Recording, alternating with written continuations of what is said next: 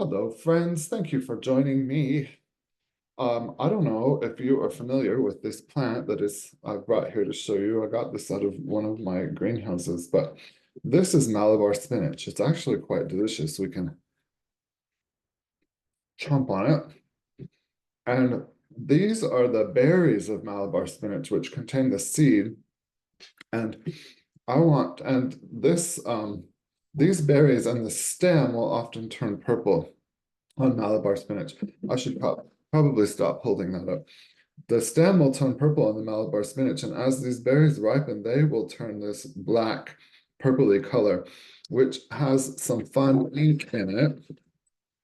And I'm gonna get I'm gonna get this on my fingers, but I just want to show you that you can make such a nice ink. Now the seeds are pretty big. That whole thing is almost the seed. It's a pretty big seed, the Malabar spinach seed. Some of you know that I own a seed company, seedrenaissance.com. And so I let mine go to seed because obviously we need to sell seeds of Malabar spinach. Malabar spinach is a vining spinach that loves the heat and does not get bitter. And I'm not doing this video to try to sell you some seeds, but I am trying to show you, look at that great color that you can make out of the berry, the Malabar spinach berry. That is a great color. And so I thought today that it would be fun if we could experiment a little bit with some of the mordants and see what we can get out of this. Malabar is spelled Malabar,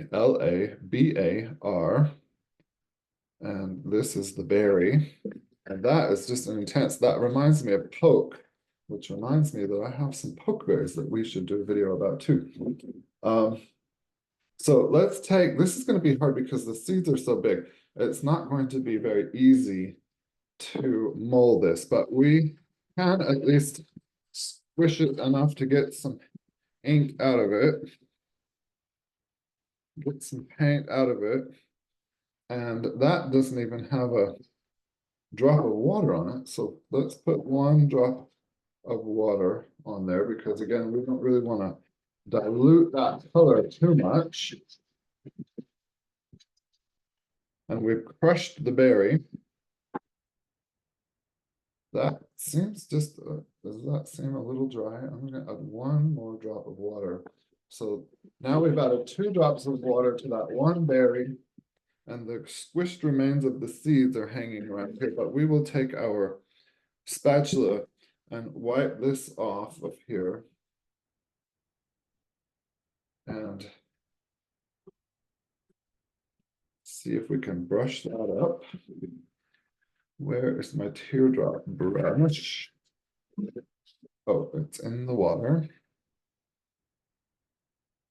Teardrop brush. Dry that off a little bit and pick that up.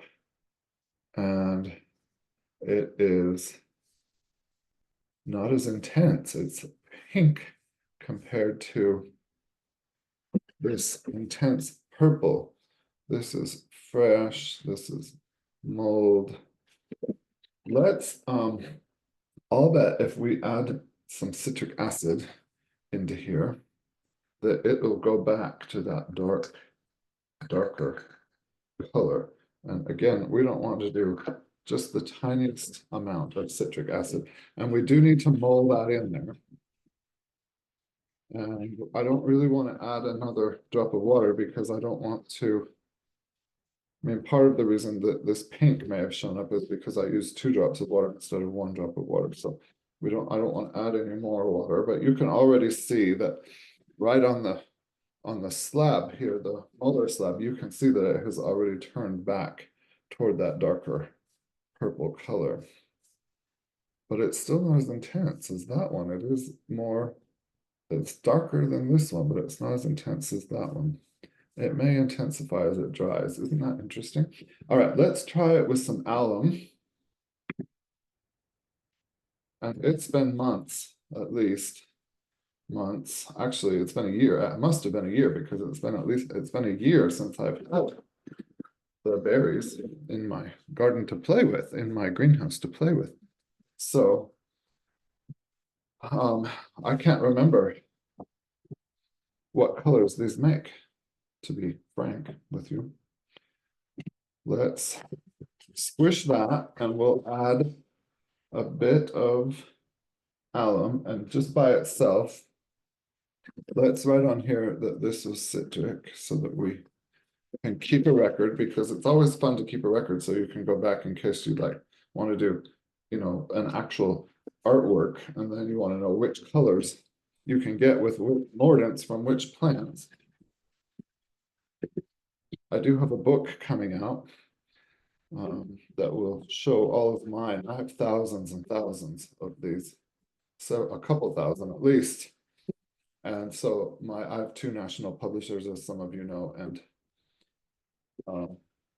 I do have a book that's been turned in. It's going to come out, a full color book with probably 3,000 photos in it, or so, I don't know, a lot of photos. Okay, but that's not going to be out for months. So there's alum, and that really hasn't changed. It's so interesting that this is so dark purple if you just rub the berry on here, but if you squish the berry and then add a little water, it's really diluting it. Let's try squishing the berry with absolutely no water whatsoever and see if we can get back to that original intense purple using the brush. Okay, let's try that. We'll see what happens here. The problem is I've got the skin on there, which I don't necessarily want on there, but. Okay, well, this is a bit of a botanical mystery because it must be the skin and not the juice that is creating that intense purple, because the only difference that we have made is that we have squished it on the glass. So let's do it again. See, it's got to be the skin making that purple, because as soon as I squish it right on directly onto the paper instead of onto the glass to make it a paint, it goes right back to that more intense purple. I think that is so interesting. This is mulled fresh. This is finger pressed. Anyway, very interesting. I wonder if I have it. Let's see. We've done some acids. We should do an alkali. What have we got alkali? I'll bet we could turn this green with a little bit of lime. I'm going to pause this video. Okay, I've grabbed I have a whole kit of mordants that I keep for when I do this, and I've grabbed my thing of baking soda and my thing of hydrated lime. And hydrated lime is like a 11 or 12 on the pH scale.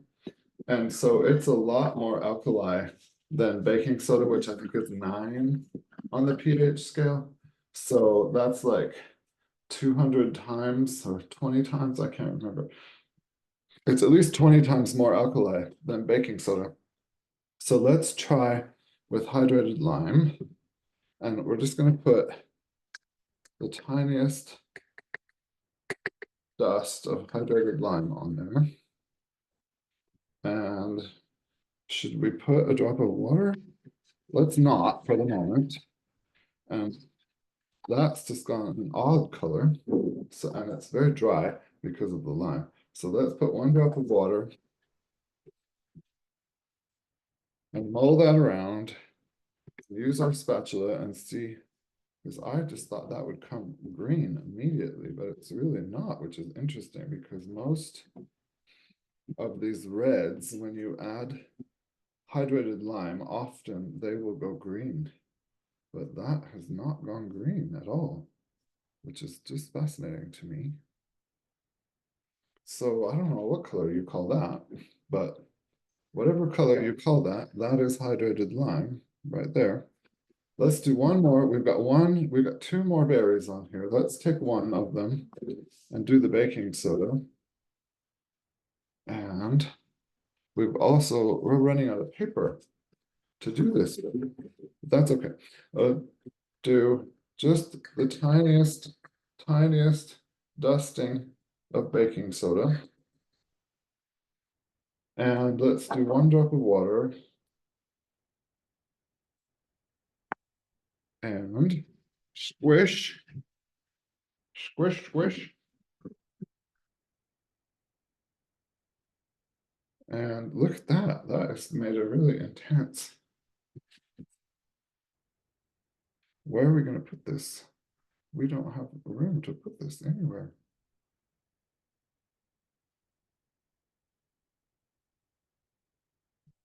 I'm going to try to paint it right there. Okay, so this is soda, baking soda, right there. So we're really not moving out of that color palette there. We have 1 berry left. Let's try ascorbic acid. Just because on rare occasions, ascorbic acid will make things more blue. On rare occasions, like the spirulina powder, you can intensify a blue color from spirulina. Oh, we need a drop of water, but I can tell already that this is not turning blue.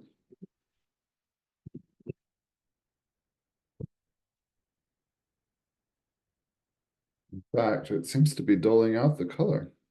Let's put it right here, shall we? Oh, it's just made sort of pink.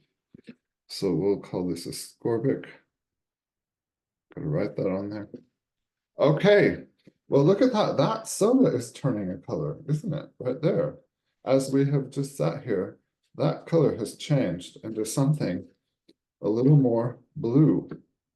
And we have no berries left. Of course, there are more in the greenhouse, but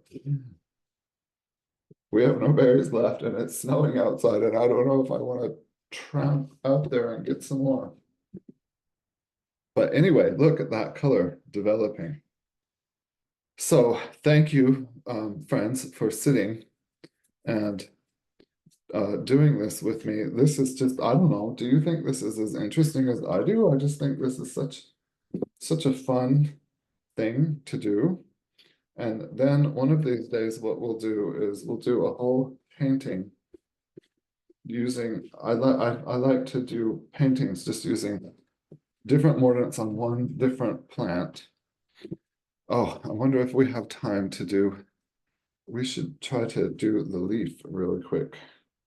Because I have done the leaf before, and if I recall correctly, it makes a green, a suitable green.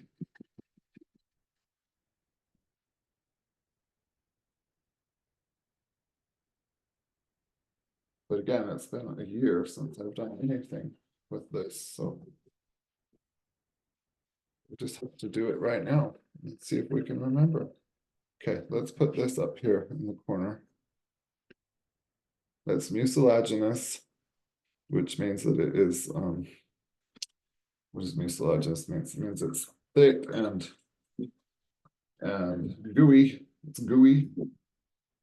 So that's not a great color of green. If we messed around with some mordants, we could maybe make a different, if we, well, I guess we could just put some alum in it really quick and see what happens. Because sometimes alum will intensify green. So we could just quickly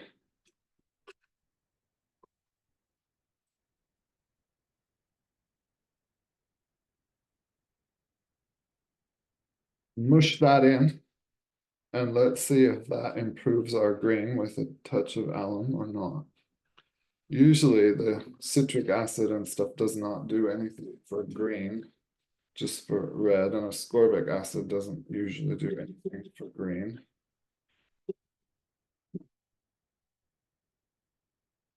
Let's try that right there and see if that's any better. And I would say that that's not really any better. Let's try just a touch of the lime, the hydrated lime powder. Let's see. Hydrated lime powder, by the way, is just calcium that has been um, fired to about 2000 degrees. And then it turns into a powder. See, not really doing anything. So not a great color from the leaf.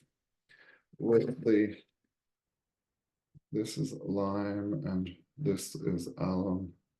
Not a great color from the leaf, but I think the most interesting, besides the fresh, which is really a fun color, but this with the baking soda, I would say that is definitely turning blue. Wouldn't you say that's definitely turning blue as it dries? Bluish anyway, which is a great color, I think. So thank you for experimenting with me. We filled the whole page in just a couple of minutes. I think that's really fun. We've made a little mess all over the counter, which is also fun.